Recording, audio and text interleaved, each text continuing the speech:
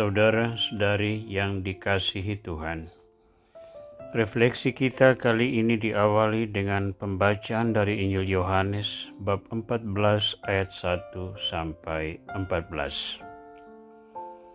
Janganlah gelisah hatimu, percayalah kepada Allah, percayalah juga kepadaku.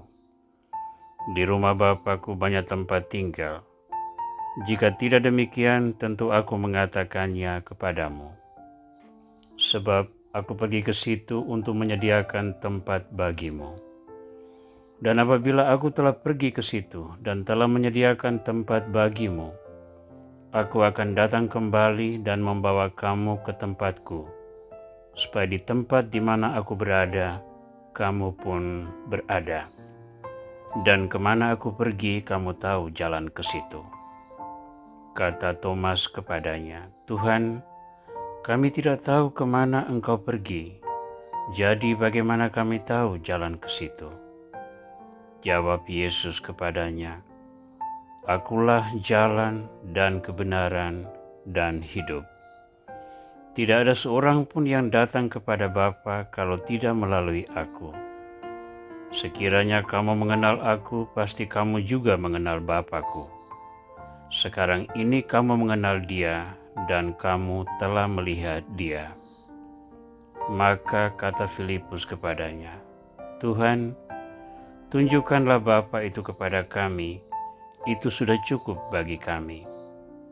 Kata Yesus kepadanya, telah sekian lama aku bersama-sama kamu, Filipus, namun engkau tidak mengenal aku. Barang siapa telah melihat aku, ia telah melihat Bapa. Bagaimana engkau berkata, tunjukkanlah Bapa itu kepada kami? Tidak percayakah engkau bahwa aku di dalam Bapa dan Bapa di dalam aku? Apa yang aku katakan kepadamu, tidak aku katakan dari diriku sendiri. Tetapi Bapa yang diam di dalam aku, Dialah yang melakukan pekerjaannya. Percayalah kepadaku, bahwa aku di dalam Bapa dan Bapa di dalam aku, atau setidak-tidaknya percayalah karena pekerjaan-pekerjaan itu sendiri. Aku berkata kepadamu, sesungguhnya barang siapa percaya kepadaku, ia akan melakukan juga pekerjaan-pekerjaan yang aku lakukan, bahkan pekerjaan-pekerjaan yang lebih besar daripada itu, sebab aku pergi kepada Bapa, dan apa juga yang kamu minta dalam namaku, aku akan melakukannya, supaya Bapa dipermuliakan di dalam Anak. Jika kamu meminta sesuatu kepadaku dalam namaku, aku akan melakukannya. Tuhan Yesus Kristus, kami bersyukur kepadamu, karena Engkau menunjukkan kepada kami jalan sejati menuju keselamatan kekal. Kami telah menerima Engkau sebagai penyelamat kami, dan kepada kami Kau wariskan tubuh dan darah-Mu untuk menjadi peneguh kami.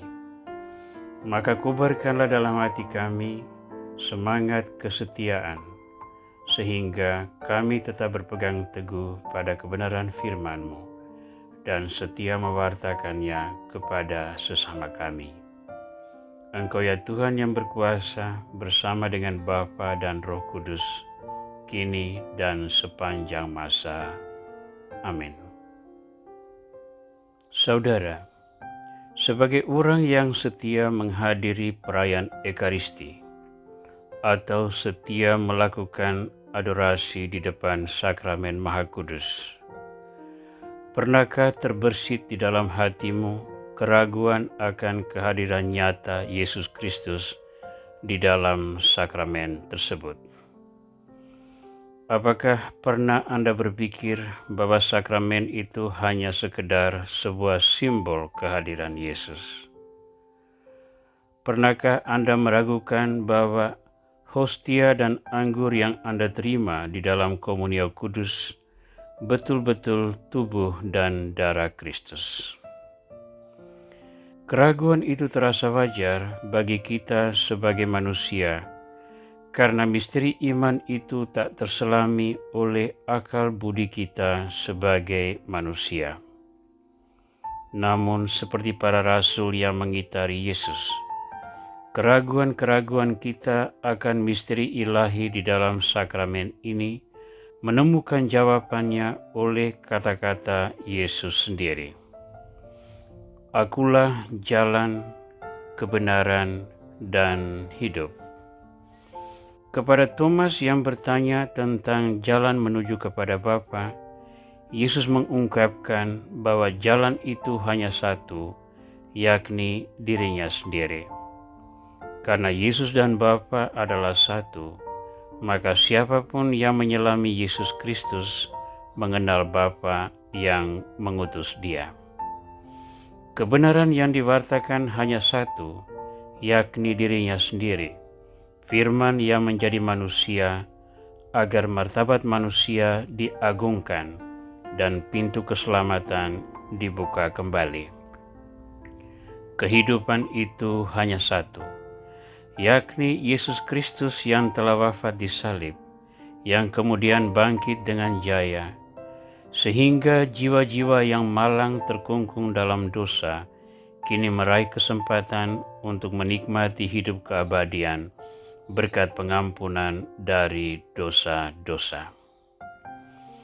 Dengan ungkapannya ini, Kristus mengingatkan kepada kita umat manusia bahwa janganlah pernah memiliki keraguan terhadap dirinya. Di dalam perjamuan terakhir, Yesus memberikan perintah kepada para murid untuk melakukan perayaan yang dilakukannya pada saat itu sebagai kenangan akan dirinya. Sejak saat itu, semua orang yang mengemban jabatan imamat suci memiliki wewenang untuk melakukan perjamuan itu sebagai kenangan akan Yesus Kristus.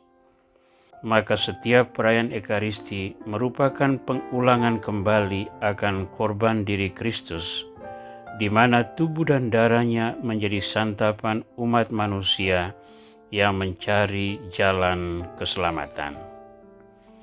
Betapa agungnya Ekaristi yang kita imani.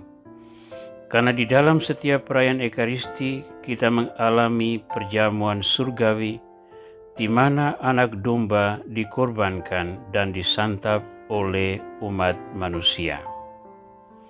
Di dalam Ekaristi kita memaklumkan kebenaran iman, Kristus yang telah wafat, Kristus yang telah bangkit, dan Kristus yang akan kembali. Kebenaran ini kita wartakan pada setiap detik kehidupan kita, baik melalui perkataan maupun perbuatan. Di dalam Ekaristi kita menemukan kehidupan, karena sakramen Maha Kudus, tubuh dan darah Kristus itu memberi kita kehidupan jasmania dan rohania, kepastian akan tujuan akhir hidup kita, bahwa hidup ini tidak berakhir sia-sia, melainkan merupakan persiapan untuk meraih keselamatan kekal. Saudara, dengan mengungkapkan hal ini, saya sesungguhnya menggarisbawahi betapa mulia dan agungnya Ekaristi Kudus, yang menjadi satu warisan iman yang sangat indah di dalam persekutuan umat Allah, yakni Gereja Kudus. Maka hormatilah Ekaristi Kudus senantiasa di dalam hidupmu. Sambutlah tubuh dan darahnya pada setiap kesempatan yang dimungkinkan.